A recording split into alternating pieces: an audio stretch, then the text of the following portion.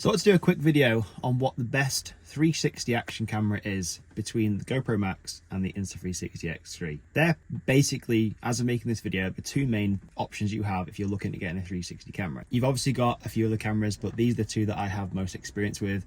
I want to give you my honest opinion on both of them, so you can make the best buying decision for yourself. I have been a massive GoPro advocate ever since I started my mountain bike career for the past, 10 years. GoPros have always been the leader in the market, the best camera, the go-to action camera for any action sports you're doing. So I bought every single GoPro there was, quickly got the GoPro Max as soon as that came out, and then started understanding and learning how to film and reframe 360 videos. And the GoPro Max actually was my main 360 action camera for like a good year or so.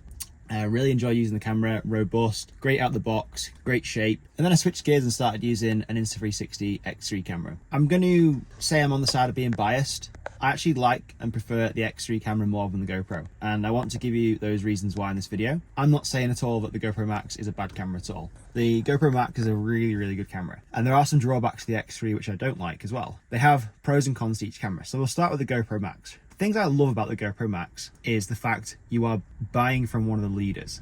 GoPro has been in the game for so long now, their hardware and software in the cameras themselves are almost unbeatable, or at least they were up until a short time ago. I actually like the shape of the camera as well. So the shape of the action camera from GoPro is more of a square shape as compared to the X3 camera, which is more of a rectangle shape. Now obviously this depends on what sport you're doing. For me, for mountain biking, the X3 camera, with it being a longer, more rectangular shape, it's not the most preferable camera for mountain bikers, just because it almost feels like if you have it on your helmet or your chest, you have this almost long spike on you and it just feels weird. And to me, action cameras are supposed to be these concealed little cameras that didn't get in your way, didn't deter you from your sport or your focus of doing whatever you're recording, right? And that's where I feel GoPro have got the upper hand right now, because the shape, it fits better underneath the peak, it fits better under the chin, it just fits better everywhere. I actually really like that. The thing I don't like so much about the GoPro is, I'd probably say, usability, and I'm going to explain what I mean by this. So first of all, the screen that we have on the GoPro Max versus the X3 is wildly different shapes. The touchscreen on the X3 is way better, way more responsive, way easier to navigate around compared to the GoPro, which is a really, really small screen. And it's almost a little bit fiddly to get your fat thumbs, or for me anyway, to navigate around the camera and make sure I've got the correct settings that I want when I'm shooting. So in that respect, I prefer the X3. It's just a lot better, a lot easier to set up, a lot more user-friendly. And I actually think the setup process is a lot easier as well. So if you're completely new to action cameras, the X3, when you get it out of the box, is really, really straightforward and simple to set up. It's great for beginners and advanced videographers and photographers. Insta360 kind of guides you as to how to set your camera up, but then if you want to take things to the next level, you can put everything in manual and set the camera up precisely how you want it. But even in the automatic settings, which is generally where I use most of my, what I use for filming most of my videos, with a few little tweaks, the camera quality is insane. The color is beautiful that comes out the X3. I actually prefer the color that comes out the X3 versus the GoPro Max. It's a little bit more saturated, a little bit higher contrast, whereas the GoPro is almost like a little less vivid. That's probably the best way to describe it. I mean, you can film in log on the X3,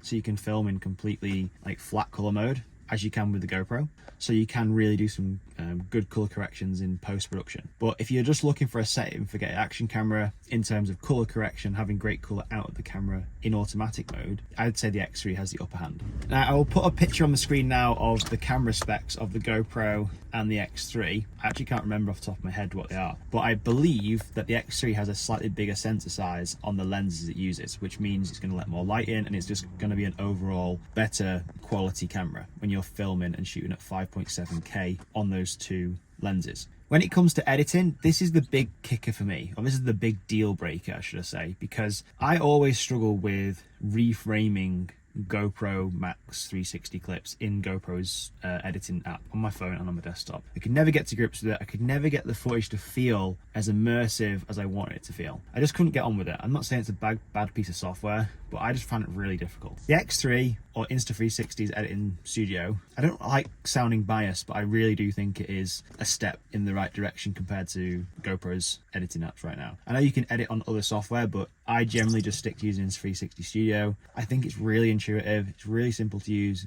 and you can get some really, really good quality footage out of it in terms of reframing. And I always reframe my footage, whether I'm posting it on social media on my phone or for a YouTube video, I always reframe it on my desktop. I never use my phone. The phone is really cool though. The editing apps on both the phones, I guess you can do different things on the mobile versus the desktop. Insta360's editing app on the phone is pretty cool. They have all sorts of tutorials in there. They have Shot Lab, which is where you can create some pretty unique videos with AI technology and all sorts. It's actually kind of crazy. So if you've not checked that out, you should go and do that.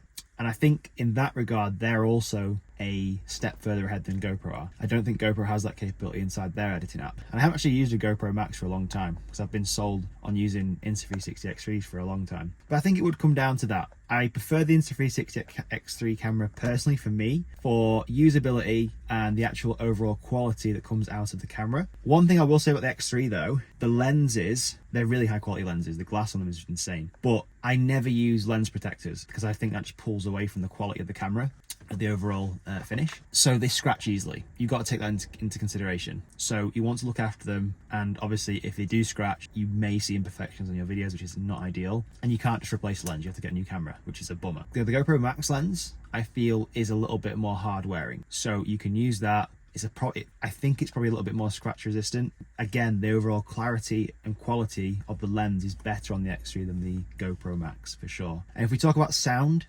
out of the GoPro Max as standard is better, hands down. The wind noise is dealt with better, everything is better. On my Insta360 X3 camera, I've had to use microphone covers just to take away that horrible wind noise you get on some of the high speed footage for mountain biking, which is frustrating that you have to buy a camera and then add these accessories on to make it even as it should be and get rid of problems that shouldn't be there. So I'm hoping in the future Insta360 solve that and they actually bring out a new iteration of the camera that has even better sound quality. But you know, it's only a little thing.